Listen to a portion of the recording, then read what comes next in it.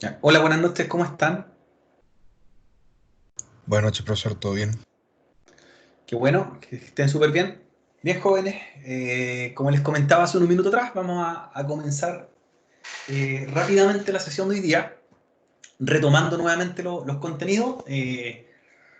Luego de la evaluación que tenemos pendiente todavía, las notas están ya siendo revisadas, así que van a estar publicadas a la brevedad. Y empezamos ya con lo que es el acceso a la red o capa física. ¿Ya? Hoy día vamos a empezar a ver lo que son las normas físicas, los tipos de cableado, ¿ya? Las normativas de la fibra, las normativas con respecto a la tecnología Ethernet. Y mañana vamos a hacer un laboratorio en Packet Tracer también de medio físico. Vamos a hacer cableado físico, obviamente en el simulador, que en algún momento lo vamos a trabajar, obviamente en laboratorio ya con herramientas presencial, pero mañana lo vamos a hacer en Packet Tracer, ¿ya? Así que la sesión de hoy día, primero explicar el capítulo 4. Mañana hacemos ejercicios en Packet Tracer de acceso físico, de capa física del modelo OSI. Y al finalizar la clase de hoy día, luego de presentar ciertos otros contenidos, se van con dos ejercicios de Packet Tracer con instrucciones para desarrollar de aquí a mañana. Así que la clase, vamos a trabajar la parte teórica una hora aproximadamente, de aquí hasta las 8:15, 8:20, y luego de ahí, ¿cierto? Ustedes van a ir trabajando en los ejercicios. Bien, comencemos entonces. La clase ya la estamos grabando para los compañeros, ¿cierto? Que no puedan asistir. Para los compañeros que no estén presentes. Igualmente el chat queda abierto como todas las clases para que vayan haciendo sus preguntas y también yo les vaya haciendo alguna retroalimentación dentro de los contenidos a revisar. Entonces, los objetivos de hoy día, ¿cierto? Ver los protocolos de físicos, capa física, las normativas, ¿cierto? Cómo se arma una red simple utilizando los medios físicos adecuados, ya sea cobre, ya sea aire, ya sea fibra, y luego adelantar lo que viene después con la capa 2 del modelo OSI, que es la capa de enlace de datos, que es la que permite las comunicaciones en las redes locales, ya que es la capa en la que trabajan los switches. Y en esa capa nos encontramos las tramas también, que era parte del modelo OSI. Bien, entonces, para comenzar entonces, hoy día trabajando con protocolos de capa física y medios de red, medios de conexión. Nosotros tenemos diversos tipos de medios de comunicación o conectividad a nivel físico. Tenemos la mayoría de nuestros hogares equipos que son de tipo híbrido, en los cuales son equipos integrados con más de una tecnología. Por ejemplo, hay un típico router doméstico, un router hogar, que en este caso tiene dos tecnologías físicas incorporadas, que es la tecnología inalámbrica, tiene incorporado tecnología mediante señales que circulan a través del aire, y también tenemos el medio físico que es el cobre. Entonces podríamos decir que los equipos, en este caso red doméstica, tiene dos medios físicos simultáneamente. Eh, Cabe destacar que muchas veces cuando nosotros implementemos topologías o diseñamos redes, no solamente vamos a basarlo en un solo medio físico, es decir, nuestras redes van a estar compuestas con los tres medios físicos en algún momento. Va a ser una parte de fibra, una parte de cobre y una parte inalámbrica, ¿ya? Eso es para que lo vamos nosotros considerando y que lo vemos comúnmente, y en este caso el mejor ejemplo es un equipo hogar, ¿cierto? Un router doméstico, que cumple o trabaja con esas dos funciones. En este caso, ¿cierto? Que también lo vamos a implementar mañana, la configuración inicial, en el caso de un router doméstico, se hace idealmente con un cable de red, cable de cobre, nos conectamos a un puerto, uno de los cuatro puertos por el lado Ethernet, y comenzamos a hacer una configuración, ¿cierto?, del dispositivo que también puede venir fuera de banda, ¿ya? También puede venir fuera de banda. A ver, pregunta por el chat. ¿Qué significaba un equipo fuera de banda? ¿Se recuerdan? ¿Qué era un equipo que fuese fuera de banda? ¿A qué se denominaba el término fuera de banda?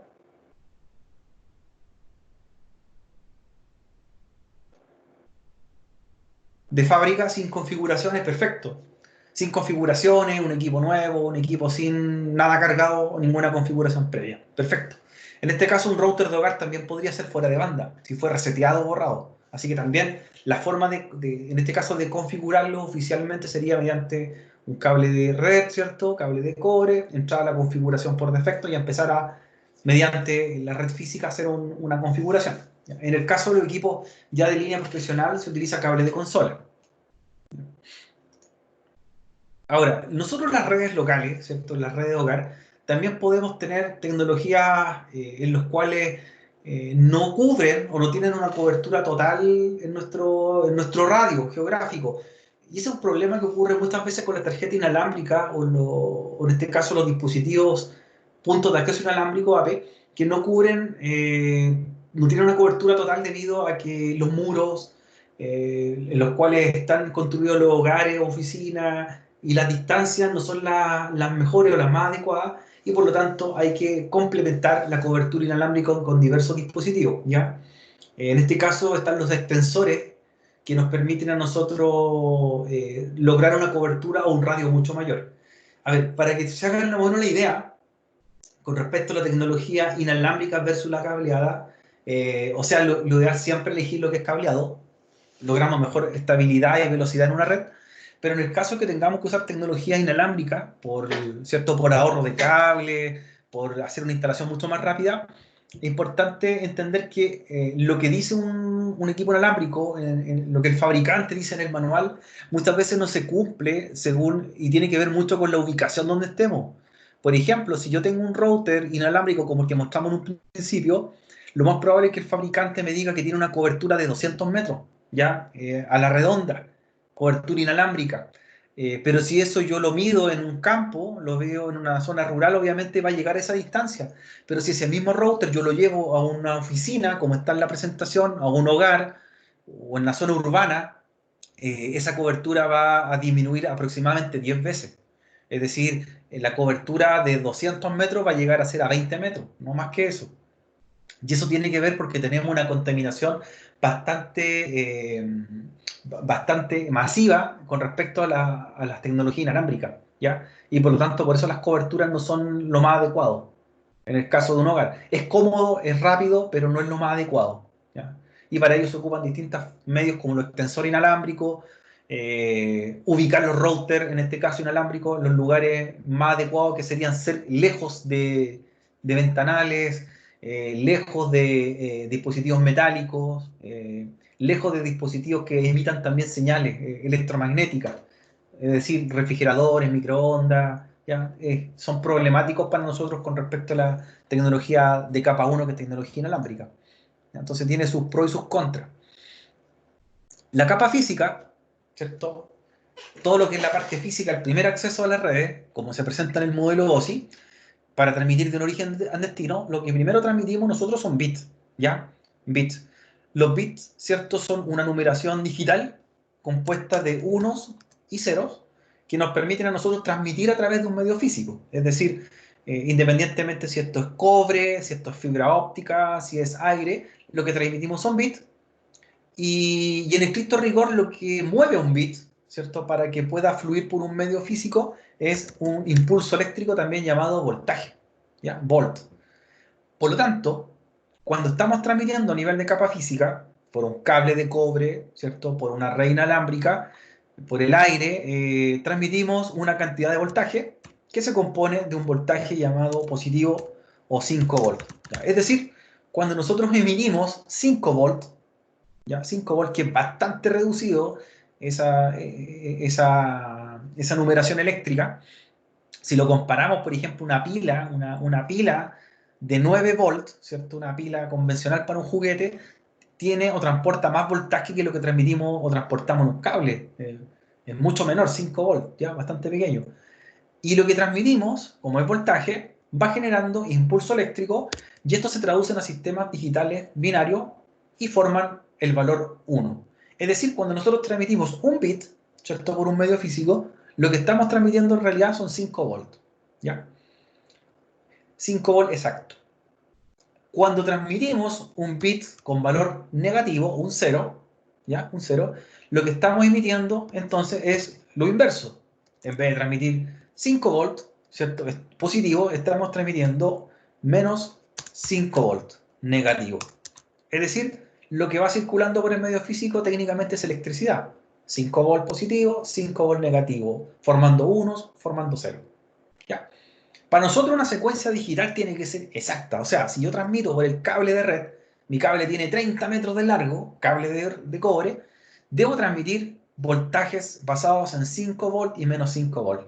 Ahora, ¿cuál es el problema Si yo tengo un cable demasiado largo, por ejemplo, un cable de red de 200 metros, ¿ya?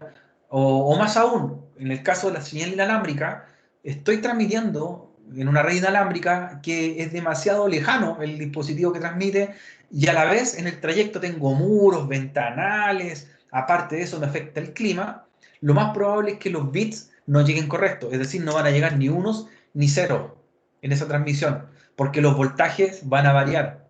O sea, si yo transmito 4 volts, para un sistema digital, para un protocolo, eso no es nada. Es decir, no es un 1 ni un 0.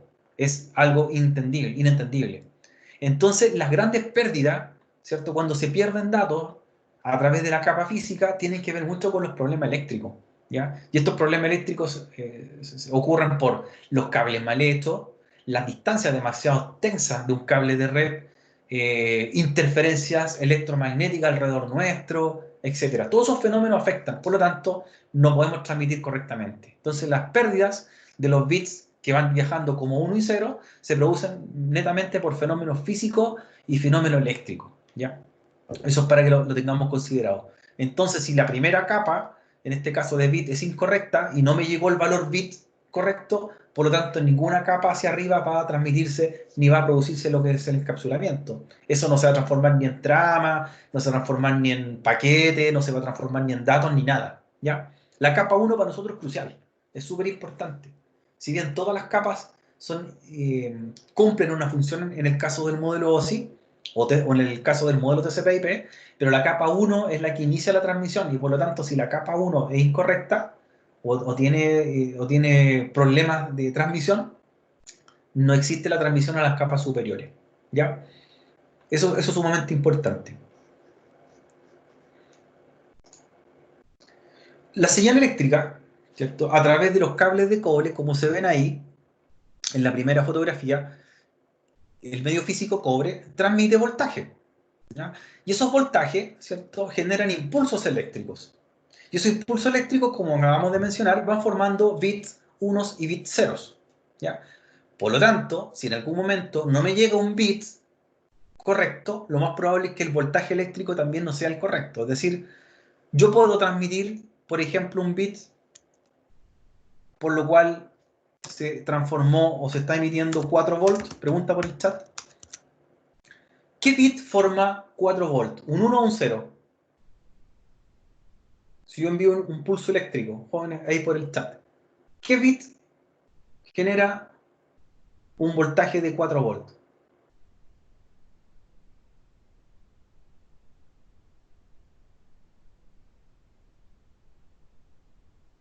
Jóvenes, ¿qué genera un voltaje de 4 volts? ¿Un bit 1 o un bit 0?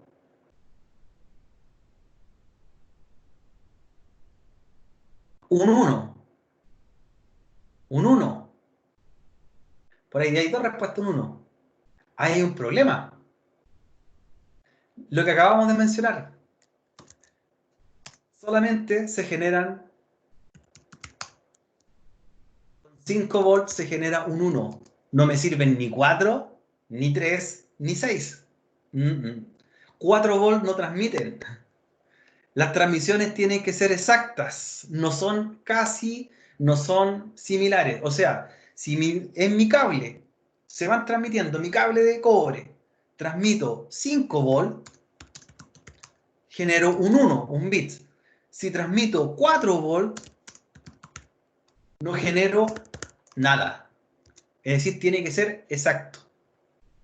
Más 5 volts, un 1, menos 5 volts, un 0. ¿Ya? Y ese es el gran problema de los errores en las transmisiones, ¿cierto?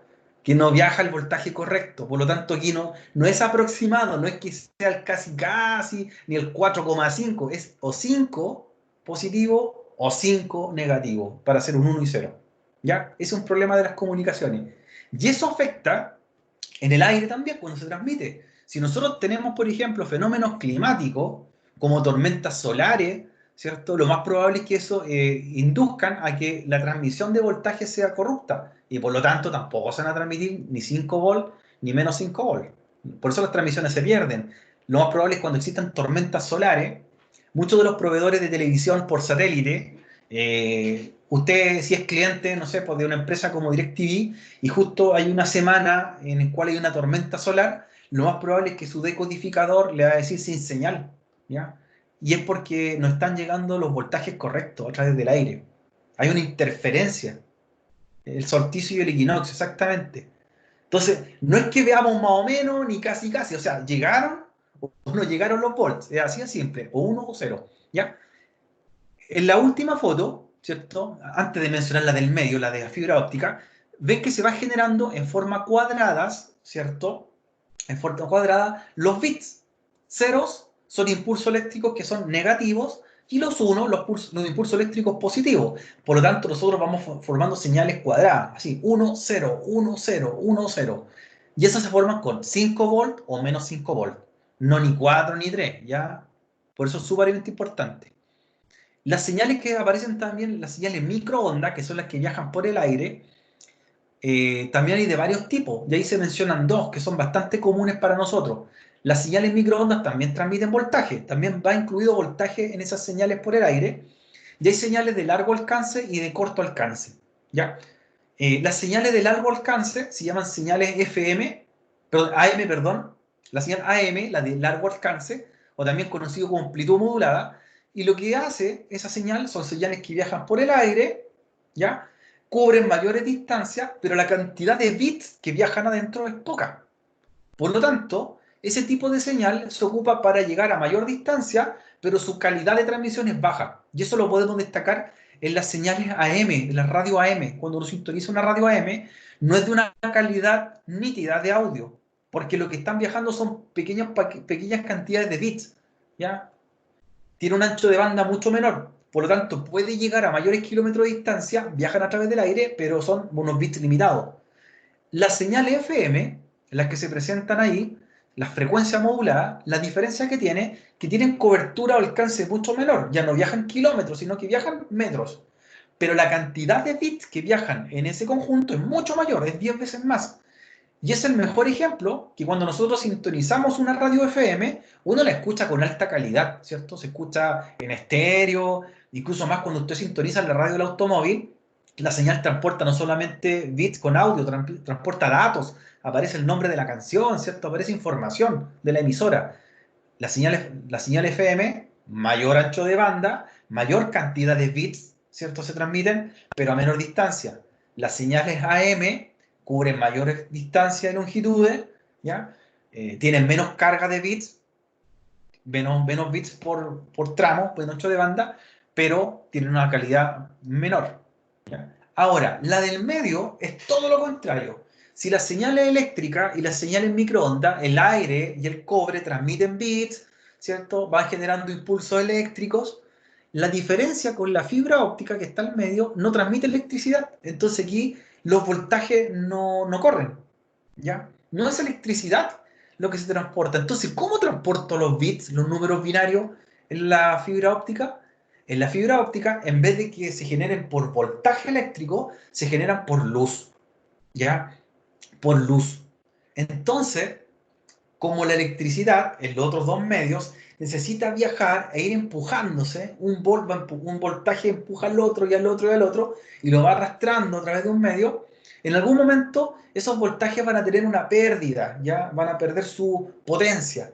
En cambio, en la fibra óptica, como es luz, no hay nada que se oponga a la transmisión, por lo tanto, viajan a través de un medio físico y pueden viajar una cantidad de kilómetros mucho mayor, ¿ya? Es decir, los bits que viajan en el cable de cobre pueden viajar a 100 metros máximo. Más allá de 100 metros empiezan a perder potencia. En el caso de las señales inalámbricas, como microondas, también pasa lo mismo. 200 metros, 1 kilómetro, y ya esas señales tipo AM o FM empiezan a tener pérdidas. En cambio, en la fibra óptica, nosotros podríamos transmitir bits a través de la luz básicamente o fácilmente 75 kilómetros como si nada, ¿ya? Sin tener ningún tipo de pérdida. Y eso es porque viajan a través de pulsos de luz, ¿ya? Pulsos de luz que se van encendiendo y apagando, ¿ya?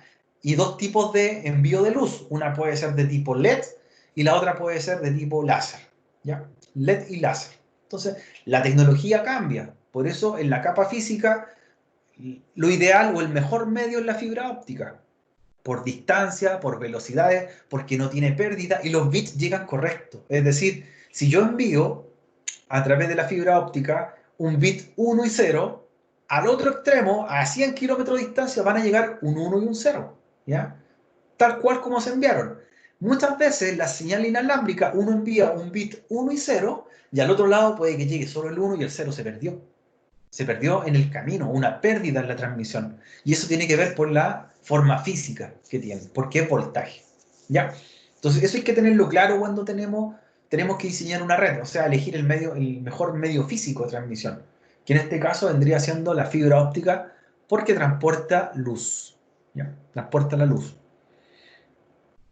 En la capa física existen muchas normas, ¿ya? Y aquí se mencionan algunas que tienen que ver con tecnologías tanto inalámbricas, ahí aparece el organismo el IEEE, ¿cierto? Que genera estándares como el 802.3, que es Ethernet, está el 802.11, que es, ¿cierto?, las redes LAN, está el Bluetooth, ¿ya?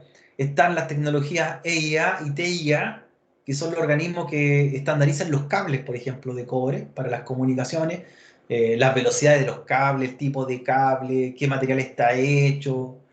En el caso de la TIA, define, por ejemplo, los colores de la fibra óptica, que cada cable de fibra óptica representa una norma, una distancia, están hechas de un material específico, entonces todo eso tiene que estar estandarizado. Ahí tenemos distintas normativas que hay que cumplir y estándares con los cuales hay que regirse. Eso quiere decir que si nosotros ocupamos estas normas, por ejemplo, para diseñar una red, y yo le paso una topología física con los tipos de normativa, de cable y todo, a otro ingeniero debería entenderlo, porque son normas estándar, ¿ya? Y hay que respetarlas para poder lograr mejores velocidades. Incluso, por ejemplo, está la norma ANSI, que define cómo van a ser los conectores, por ejemplo, RJ45, cómo va a ser un conector de red. Aquí tenemos también los tres medios físicos, ahí tenemos ya un resumen. El cobre, ¿cierto? Su componente físico es un material bastante común para nosotros y con los componentes físicos de cobre se hacen los cables de tipo coaxial, ¿cierto? Las tarjetas de red comunes que vemos a diario, los puertos de red, los cables UTP, que son los cables de red, y todo esto es con el mismo material. Los componentes físicos de la fibra óptica, hay dos tipos de fibra óptica, hay una que se llama monomodo, hay otra que se llama multimodo, y es la forma que es lo que transmite una y la otra. Por ejemplo, la fibra óptica monomodo transmite lo que es luz LED y la multimodo transmite láser. Entonces son dos tipos de luces distintas, ¿ya?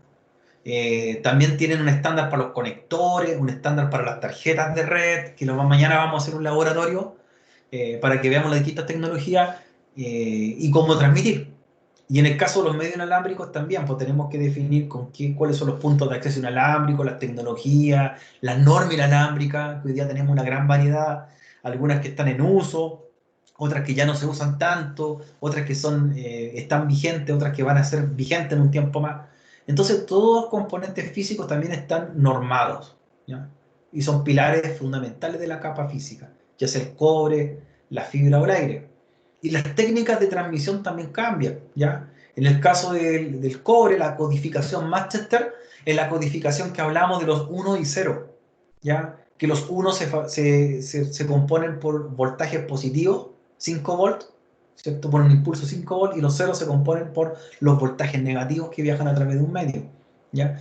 Así que tenemos distintas formas de transmitir. Acá la multiplexación, pulsos de luz, es como tener técnicamente una linterna y encenderla, apagarla muchas veces, y cada encendido va generando un 1 y un apagado genera un 0 en la luz, ¿ya? Es muy parecido a lo que se conoce como la codificación Morse, ¿cierto? Que son un grupo de sonidos bit que van generando decibeles.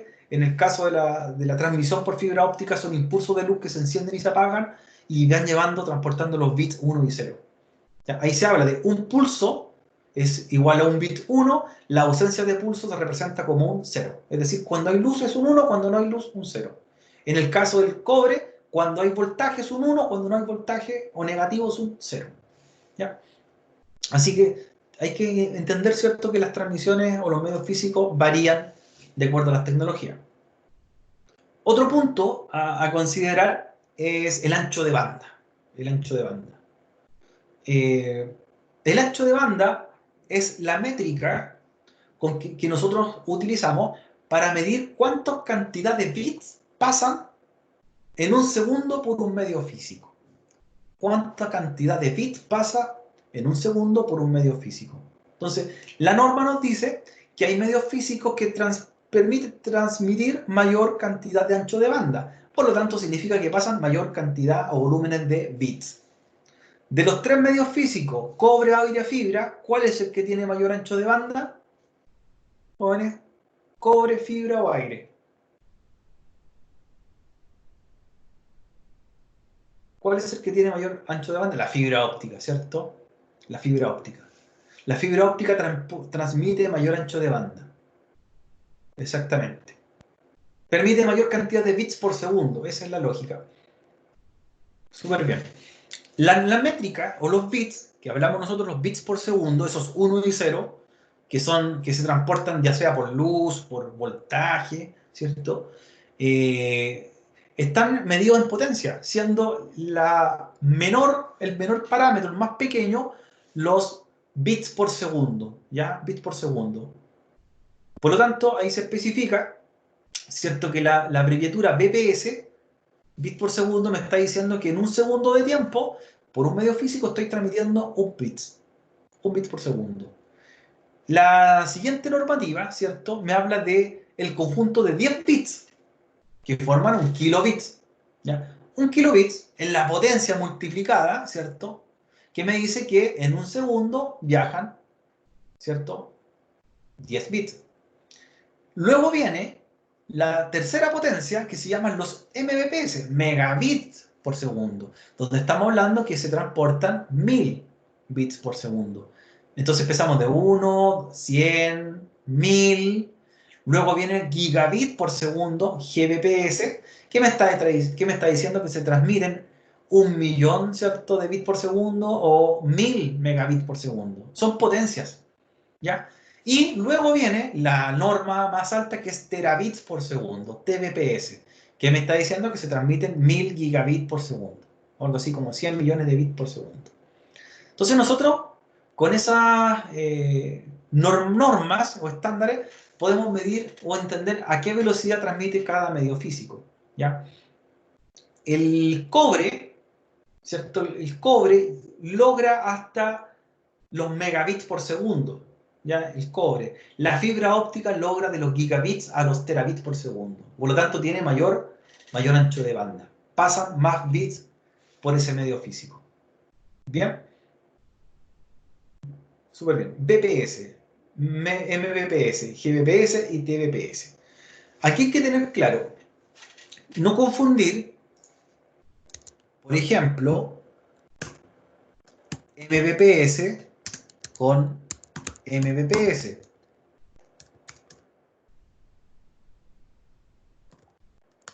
¿Qué diferencia tienen esas dos siglas que pusimos ahí en el chat? Escribimos MBPS y MBPS. ¿Qué diferencia tiene una con la otra? Según la tablita. Megabits con megabytes no es lo mismo. No es lo mismo. El ancho de banda, que es la velocidad o cantidad de bits que pasan por un medio físico, se mide en bits, ¿ya? Por eso la primera inicial en mayúscula es mbps, megabits por segundo. Y eso es velocidad. Y la tasa de transferencia, que es el tiempo que me demoro de descargar un archivo, se mide en bytes. Por lo tanto, megabytes. Más resumido, los megabits por segundo se miden en una red local. Es el tiempo o la cantidad, ¿cierto?, de bits transferidos de un dispositivo a otro en una misma red.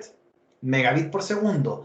En cambio, la tasa de transferencia se refiere al tiempo que me demoro de descargar o comunicarme con un dispositivo remoto, y eso se mide en megabytes o gigabytes o terabytes. Entonces, terabyte, gigabyte, megabyte, kilobyte son distintos a kilobits, megabits, terabits, ¿ya? Son dos cosas diferentes. Ahora, ¿qué es lo que venden la empresa ISP de Internet en los planes? ¿Megabit o megabyte? ¿Qué es lo que le venden al usuario como servicio? Megabit. ¿Y cómo lo venden comercialmente? Cuando usted ve la publicidad de los ISP en televisión, ¿qué ofrecen? A usted le dice, le vendemos 10 megabits por segundo, o le dice 10 megabytes por segundo. ¿Cómo lo venden? ¿Y cómo aparecen los afiches? Algo así. A usted le vendemos 10 megas, nada más, ¿cierto? Pero no se especifica si son bits o bytes. Claro, 10 megas, 50 megas, 100 megas, pero no se especifica si son bits o bytes. Entonces, ahí hay un vacío legal, un vacío en la publicidad que no se especifica qué norma se está usando, ¿ya? Nosotros en nuestra red local logramos los bits por segundo. Las descargas se miden en bytes por segundo, ¿ya? Ojo con eso. A mí me pueden decir, tengo un servicio de 100 megas, pero lo voy a lograr de un computador a otro en mi casa. Pero esos 100 megas no va a ser lo mismo que descargue un archivo del exterior. Así que comercialmente suena bonito, pero no es lo mismo, ¿ya? Ojo con eso.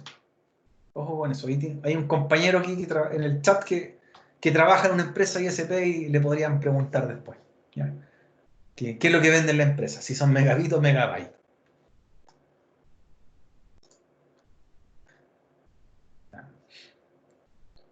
Ahí don Felipe le va a decir son bit o bytes. En el contrato es una cosa, pero la realidad es otra, ¿ya? Son dos cosas diferentes. Ahora, el rendimiento, ¿cierto? De los megabits por segundo, recuerden que es la medición que se hace en una red local. Y los megabytes por segundo es la velocidad desde mi hogar hacia el exterior, ¿ya? Ahora, según lo que estamos viendo ahí, en ese gráfico, se está haciendo una medición de velocidad. Según lo que hemos visto en estas clases, en estos meses, ¿qué tecnología se está midiendo ahí? ¿DSL o ADSL?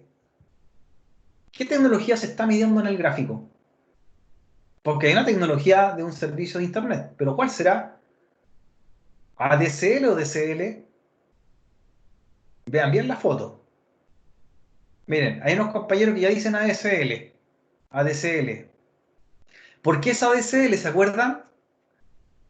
Línea de suscripción digital asíncrona. Claro, y ahí me está diciendo que la velocidad de descarga dice 80 megabits por segundo versus los 8.78 megabits de subida. Es asíncrona, por lo tanto, ese es un servicio ADSL. Muy bien, ahí se está midiendo, ¿cierto? Un plan ADSL. Ya, pasando a los medios físicos, y que lo vamos a ver también en la clase de mañana, las tarjetas de red que tienen tanto los routers, los switches, hay de distintas tecnologías y velocidades. Y nosotros, incluso mañana, vamos a ponerle tarjetas de fibra óptica a los equipos. Vamos a hacer unas modificaciones. Por ejemplo, acá, en este router 1941, se ve que están las tarjetas de fábrica, que las trae el chasis del equipo, el hardware, que son las gigabits, ¿ya? Que están ahí expresadas como gigabit Ethernet. Pero también se le podría agregar puertos adicionales, que en este caso hay un puerto que dice SHDSL, ese puerto de fibra, es fibra óptica de tipo monomodo, ¿ya? Por lo tanto, a un router le podemos poner puertos de distintas velocidades. Por ejemplo, le podría instalarle una tarjeta de 1 giga, instalarle una tarjeta de 100 megas, instalarle una tarjeta de cobre, instalarle una tarjeta de fibra óptica. Entonces yo lo puedo adaptar. Esa es la gracia o la ventaja que tienen estos equipos, en este caso el modelo 1941, que podemos cambiar los módulos según la tecnología que usemos, ¿ya?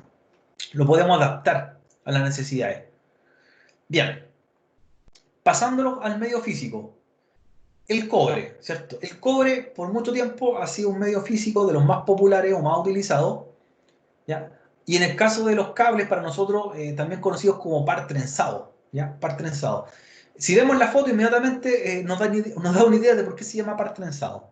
Par trenzado se llama al cable de cobre que utilizamos nosotros para conectar o diseñar redes locales de cobre, en los cuales los cables van trenzados entre sí, y eso es para hacer un efecto que evite interferencia entre ellos. O sea, no es que En este caso, la empresa que fabricó los cables como Furukawa o Panduit, ¿cierto? Quisieron hacerlo así cruzado y enredado para que a ustedes le costara armarlo, ¿no? Están hechos de esa forma para evitar interferencia electromagnética entre ellos. Ya, como van tan juntos los cables, evitan que entre ellos se interfieran. Y lo otro, nos damos cuenta que los cables hay de dos tipos. Fíjense que hay un cable, el de arriba, es un cable que van los hilos de cobre, ¿cierto? 8 pares de cobre trenzado adentro de un revestimiento plástico. En cambio, la otra norma, que está más abajo, es un cable de cobre de 8 pares trenzado, pero que va con una recubierta metálica de aluminio. Entonces hay una diferencia tanto en precio y en funcionalidad. Por ejemplo, el cable que está arriba, el cable ese se llama cable de tipo UTP, ¿ya? El cable simple, y es un cable que no logra muchas velocidades, no es muy rápido para transmitir.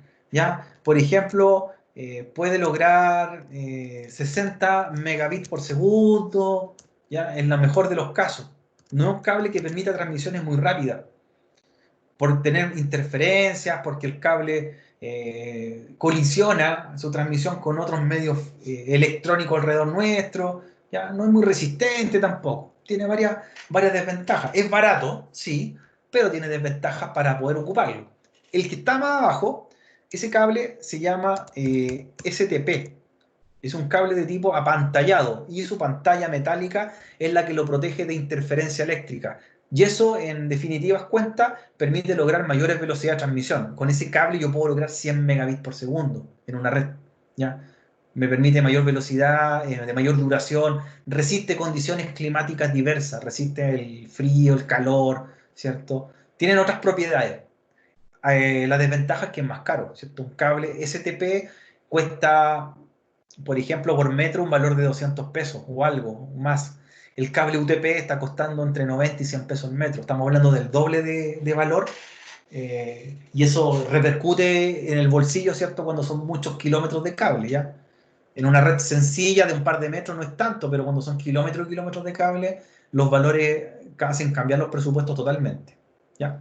STP, el cable apantallado protegido; UTP, el cable que no es protegido, el cable sencillo. El cable STP se utiliza de cobre generalmente también en exteriores. Lo podríamos ocupar, por ejemplo, en superficies donde hay humedad, en los entretechos de las casas, en los entretechos de los edificios. Ya, como dura más con el tiempo, tiene una duración mucho mayor, el cable STP está diseñado aproximadamente para que dure 10 años, ¿ya? 10 años, una red de cobre hecha con cable STP, 10 años, sin tener problemas. El cable de cobre UTP aplicado en una red dura como máximo 5 años. ¿Ya? Los cables se desgastan, aunque estén fijos, tienen un desgaste. El calor, el frío, ¿cierto? Van reblandeciéndose, van perdiendo su resistencia, ¿ya? Los mismos animales van mordiendo los cables, los ratones, en algunos casos, y eso lo van destruyendo con el tiempo. Y más aún, si los cables los tenemos en condiciones adversas, como el frío, el calor, al aire libre, ¿cierto? Que no estén bajo techo. Entonces, también tenemos decisiones para seleccionar los cables. Ahora, ¿qué pasa cuando se transmite con cobre? ¿Ya? Una señal pura, ¿cierto? Una codificación Manchester, que es una señal basada en 1 y 0, como la tenemos ahí, me está indicando que se están mandando los bits correctos. Por ejemplo, dice señal digital pura. Un 1, un voltaje 5, un 0, un menos 5, un 1, un 0, un 1, 0. Entonces se van enviando bits con una señal exacta y correcta. Por lo tanto, aquí me está indicando que se ocuparon un cable a corta distancia y de buena calidad. ¿Qué pasa cuando los cables de cobre tienen interferencia? Esto ocurre. Señal de interferencia. Hay pérdida, ¿ya? Y las pérdidas finalmente hacen que los protocolos no entiendan que lo que se está transmitiendo es un 1, un 0. Por lo tanto, usted tiene pérdida de paquetes cuando envía, ¿cierto? ¿Por qué perdí paquete? Es porque la codificación no fue correcta. Ahí hay una pérdida total. Esa pérdida puede haber sido por cables cruzados entre sí, cables cortados, cerca de un dispositivo eléctrico, cerca de un tubo fluorescente, por ejemplo, cerca de un microondas, cables que se humedecieron, ¿cierto? Se sulfataron, esos cables perdieron sus propiedades, por lo tanto, aquí hay una transmisión incorrecta. Abajo se muestra una señal digital con interferencia, con qué es lo que pasa y qué es lo que lee el PC finalmente. O sea, yo envío una señal pura y finalmente el PC del otro extremo lee una señal totalmente errónea. Por lo tanto, se perdieron paquetes enviados. ¿Ya? Se perdieron paquetes enviados. Este es el fiel reflejo cuando usted hace un ping, y un ping se pierde también en el trayecto. Usted ejecuta un ping a una dirección IP de un dispositivo remoto y puede que no lleguen o llegan paquetes perdidos. Se enviaron 4, se recibieron 3, se perdió uno y puede que esté pasando uno de estos fenómenos. ¿Ya? Para considerar. Por eso es importante que los medios físicos sean correctos. Aquí tenemos los cables UTP, ¿cierto? Cable de par trenzado no blindado, que lo explicábamos unos minutos, y luego cable de par trenzado blindado, ¿cierto? El que es protegido con una recubierta metálica de aluminio. Y en la foto que está abajo tenemos lo que es el cable de tipo coaxial, ¿ya? Que, este cable coaxial sí puede lograr mayores velocidades que los dos anteriores. Se utilizaba mucho en servicios de TV cable, ¿ya? El cable coaxial. Y es debido a que su núcleo es de cobre, es de un par de milímetros, transmite mucho mayor cantidad de voltaje. Por lo tanto, al transmitir mayor voltaje, es mayor ancho de banda. El cable coaxial llegaba a transmitir hasta 500 megabits por segundo, que era bastante ancho de banda para transmitir televisión. ¿Ya? Por eso se ocupaba tanto para televisión y servicios convergentes. Cable coaxial es recubierto por un plástico, por otra malla metálica, ¿cierto? Y una recubierta de un polímero. Y eso evita interferencias, ¿cierto? Que se corten, tiene mayor duración, mayor resistencia, evita los cortes mecánicos, ¿cierto? Que es cuando se estiran los cables o se desvían. Pero el costo también es mucho mayor, el metro coaxial es mucho mayor que el cable STP y el cable UTP. Las primeras redes de datos fueron creadas con cable coaxial en los años 80. Ahí está más o menos la estructura de los cables de par trenzado, en este caso tipo UTP, un revestimiento exterior que protege al hilo de cobre, es un plástico bastante delgado, el par trenzado, que son los hilos de colores, que son 8 hebras que van trenzadas entre sí, cables de cobre de 1 milímetro de espesor, y luego viene un aislamiento por color para evitar un poco la interferencia entre ellos. Los colores son naranjo, naranjo blanco, blanco verde verde, azul azul blanco y café café blanco. Ahí están los 8 pares. Par trenzado de tipo STP, que explicábamos en un principio, mayor duración, tiene un revestimiento plástico que es un polímero, luego viene la diferencia que viene una hoja metálica que lo recubre y luego recién viene otra blindaje por cada hilo y luego viene el par trenzado. O sea, tenemos una recubierta mucho mayor. Es más rígido, ¿cierto? Es más duro, pero resiste distorsión mecánica, que el estiramiento. Este cable puede estar en los postes, ¿cierto? Puede ir en los exteriores, puede ir en el medio ambiente. Y 10 años, tiene una duración mucho mayor. El cable coaxial, ¿ya? Ahí tenemos también la definición, tenemos un conductor de cobre, un núcleo de cobre de un par de milímetros, aislamiento plástico, par trenzado y otro revestimiento. Es mucho más grueso que el STP, necesita conectores especiales, los llamados conectores BNC, que quizás ustedes lo vieron en su casa alguna vez, en sus decodificadores, ¿cierto? La antena, los pigtail, ¿cierto? Pigtail, que es la traducción de cola de cerdo, pigtail, y utilizan este tipo de conector. Ahora, ¿qué se tiene que tener como seguridad con respecto a los medios de cobre? Normas básicas, ¿ya? En respecto a que los cables tienen que estar siempre bien hechos, bien conectados. En este caso, ahí se muestran que están conectados a un switch. Los cables, hay que evitar que se interfieran con cables eléctricos. Eso es sumamente importante cuando diseñan redes. Nunca junten un cable de red con un cable de electricidad. Siempre sepárenlo, ¿ya? Nunca los pongan juntos. Sepárenlo con una canaleta plástica, ¿cierto? Los cables, lo ideal es que vayan siempre en línea recta, que no tengan curvas. Y principalmente, una norma bien importante de los estándares que hay que respetar es la distancia. Los cables de cobre, nunca hacerlo más allá o extenderlo de 100 metros. ¿Ya? Distancia máxima de un cable de cobre, 100 metros. ya sea par trenzado, ya sea UTP, incluso coaxial, nunca más allá de 100 metros. De lo contrario, las distancias, ¿cierto? Al tener mayor de 100 metros van a funcionar, pero van a tener pérdida, ¿ya? Hay un fenómeno que se llama, aparte de la interferencia eléctrica, ¿cierto? Va teniendo una impedancia que va teniendo una pérdida de voltaje a través de la distancia. Bien. Los estándares del UTP, ¿cierto? Ahí están representados, los cables UTP, también tienen categoría, ¿ya? El cable UTP está de categoría 3, 5, 6 y 7. ¿Ya? Categoría 3, 5, 6 y 7. ¿Y qué se diferencia una categoría con otra? Es que a pesar que son cables de tipo UTP, van teniendo mejor calidad en los componentes, ¿ya? Podríamos decir que el cable más económico de todo el más barato sería UTP categoría 3. Y eso también repercute en las velocidades. ¿En qué velocidades pueden transmitir en una red? Los materiales son distintos, las aleaciones con que están compuestas el cobre son diferentes, tienen propiedades resistentes distintas. Dentro de esas propiedades, por ejemplo, hay cables que son antiinflamables. En el caso de un incendio, no generan una flama de fuego, que eso ocurre comúnmente con el plástico. Cuando usted enciende algo plástico, genera una flama. Estos cables tienen un material retardante, que en el caso que estén en una construcción, en un edificio, el cable no se incendie, ya no genere fuego. Entonces hay altas propiedades.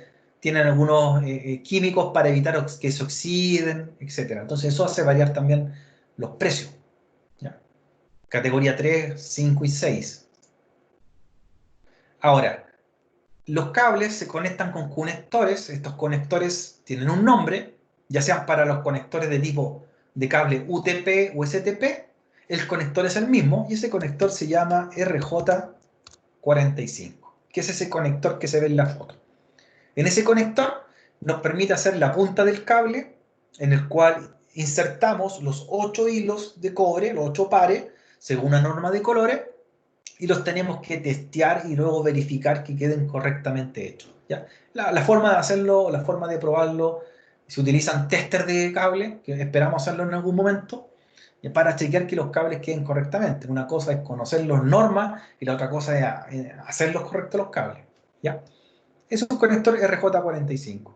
No confundir con un conector muy similar que se ocupa para los cables de telefonía. Y ese conector se llama el RJ11, que es un conector un poquito más pequeño.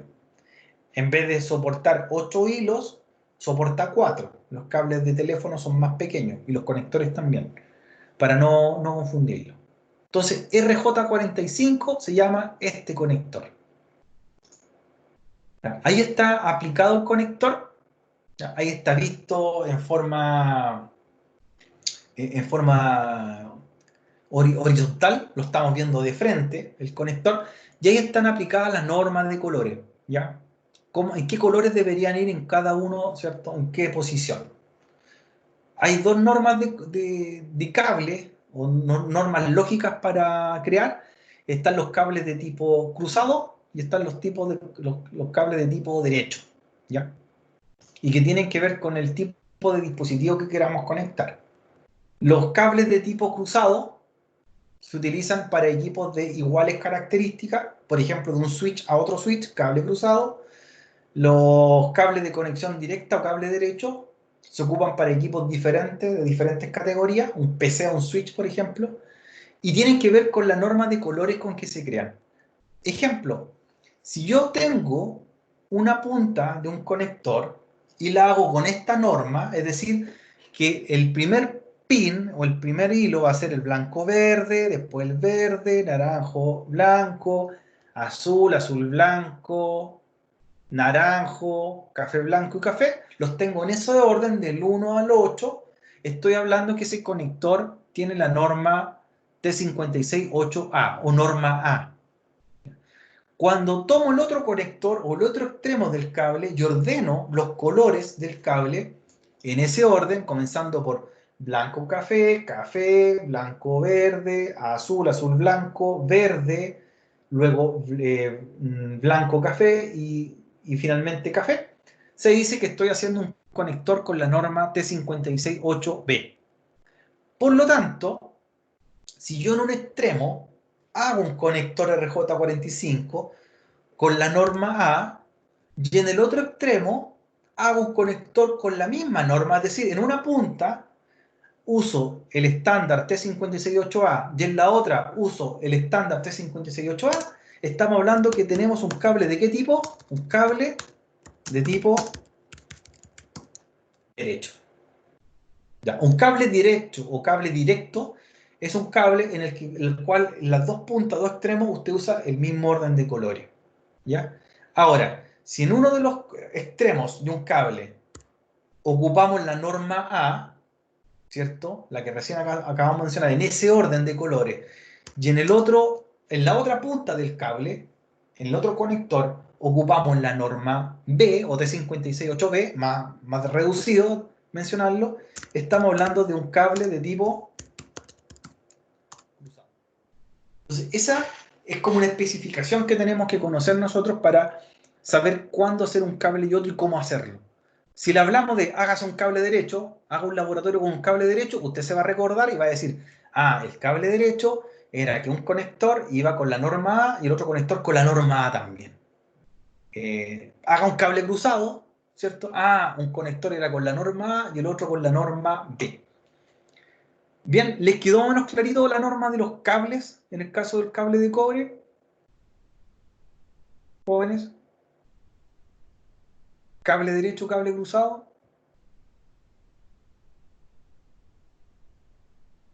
¿Lo podría repetir de nuevo, por favor? Lo último que decía, por favor.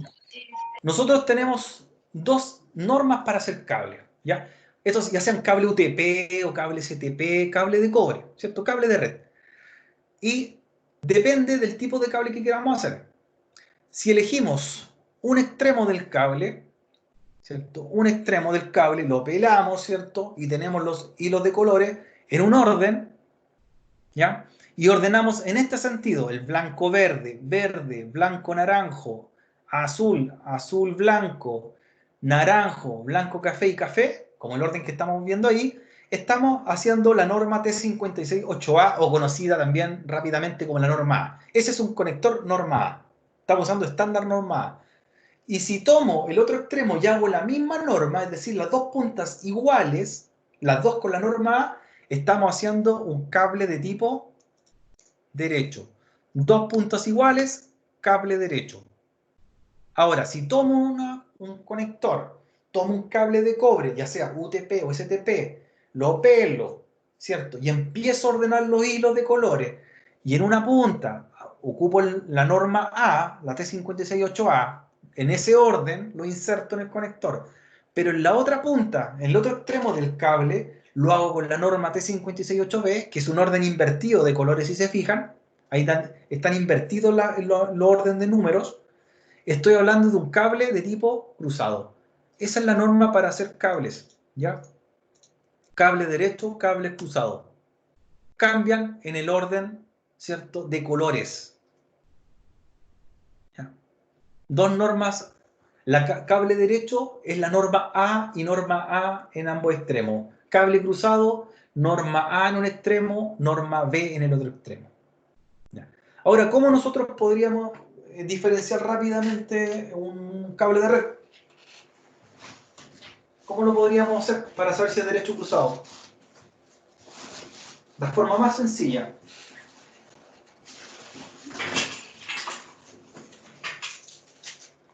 La forma más sencilla sería que usted tome un cable de red, ¿cierto? Conector RJ45, RJ45, los pone con la patita mirando hacia abajo, como está en la imagen, y si ambos comienzan con el mismo color en la izquierda, blanco-verde, después verde, naranjo-blanco, y veo el otro, que comienza también blanco-verde, verde, naranjo-blanco, son de norma A, ambos puntas, por lo tanto es un cable derecho. Si tomo un cable y veo que uno comienza blanco-verde, verde, naranjo-blanco, que es norma A, y veo el otro que comienza con blanco, blanco-naranjo, naranjo, blanco-verde, estoy entendiendo que es un cable cruzado o un conector norma B. Sin ningún tester, sin ningún aparato, yo puedo deducir qué normas son los cables. ¿Ya? Si son norma A o norma B. Bien, jóvenes, esto es importante que, más que memorizarse la norma de colores, entiendan cuándo se usa uno y otro, ¿ya? O cuándo tengan que crear un tipo de cable. ¿Para qué cosa? Como hablan los estándares acá. ¿Preguntas? ¿Preguntas, jóvenes? ¿Tienen preguntas por el chat?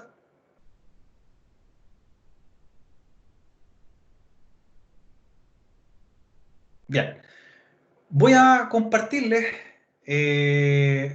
voy a compartirles ahora dos ejercicios para que los desarrollen de Packet Tracer que tiene que ver con las normas, con los cables, ¿cierto? Y los estándares, ¿ya? A ver, me preguntan por el chat, profesor, si uno tiene un cable cruzado, ya, una norma A, norma B, ¿cierto? Dos cables con dos normas distintas, y sin saberlo lo conecta de un router a un PC. ¿Funciona? Sí, funciona. Funciona. Porque ahí me está diciendo que tiene un cable de tipo cruzado, ¿cierto? Entiendo que un cable cruzado.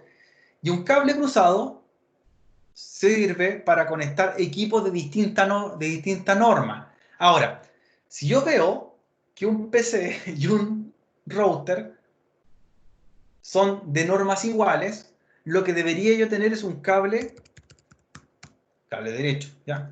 Cambiar el cable. Ahora, ¿qué me hace que funcione igual? ¿Por qué te dije funcionan igual? Porque hoy día hay una tecnología, ¿ya? Que está incorporada en los equipos Cisco que se llama MDIX. Es una tecnología que viene en los puertos de las tarjetas de red. ¿Y para qué esa tecnología? ¿Qué hace? Hace que si tú te equivocas y pones un cable que no es de la norma, lógicamente esa tecnología lo transforma. Es decir, por ejemplo, yo tenía un cable derecho y conecté un switch a otro y yo tengo claro que esa norma no me sirve, la tecnología MDIX cambia las polaridades lógicas de los cables en forma lógica, no es que me los saque y los vuelva a hacer, lógicamente cambia las polaridades y los transforma en un cable cruzado. Entonces la tecnología MDIX me automatiza ese proceso. ¿Ya? Y está presente en varias tecnologías, en varios equipos. Hoy día Cisco fue creador de la tecnología MDIX y permite que usted la aplique y use cualquier tipo de cable. Pero es bueno que se acostumbren a usar la norma correcta, ya porque no todos la van a tener. Es decir, me voy a encontrar con un equipo que no tiene la tecnología llamada MDIX y voy a tener que usar el cable que corresponda. Si el cable no corresponde, no hay transmisión. Ya no transmite simplemente. Bien, jóvenes, estamos. Les voy a enviar los ejercicios ahora. La idea es que ocupen este rato de la clase para hacerlo. Y mañana vamos a hacer un laboratorio en Packet Tracer sobre normativas y cables. ¿Ya? Lean el capítulo 4, que habla de estos estándares de capa 1. Así que me despido por el video ahora, ¿cierto? Igual voy a estar un ratito más conectado en el chat, por si siguen haciendo preguntas, pero ahora quiero que se dediquen a hacer el ejercicio, ¿ya? Pongan el empeño en el ejercicio de Packet Tracer. ¿Ya? Los que no van a estar presentes o no pueden participar, ¿cierto? Ya se pueden despedir y el resto sigue avanzando en los ejercicios que les voy a compartir inmediatamente. Ya, jóvenes. Profesor, ¿cuántos ejercicios son de Packet Tracer ahora? Le voy a enviar dos de Packet Tracer para que los desarrollen. ¿Ya? ¿Y tiene la misma información igual cuando hicimos la prueba? Sí, con instrucciones, vienen con instrucciones. Son de práctica, para que practiquen los tipos de tecnología, los tipos de cable, empiecen a aplicar lo aprendido en el capítulo. Y mañana nosotros hacemos un ejercicio desde cero, mañana en la clase. Ah, ya. Vale, gracias. Listo, se los comparto inmediatamente, joven. Así que los que ya tengan el ejercicio, los invito a que nos veamos mañana y comiencen a hacer los laboratorios. Y los que tengan dudas, me las van haciendo por interno en el chat. Gracias, profesor. Hasta luego. Bueno, Chao, profesor, nos vemos. chao, chao. Los ejercicios inmediatamente los compartimos. Ok, chao, chao. Chao.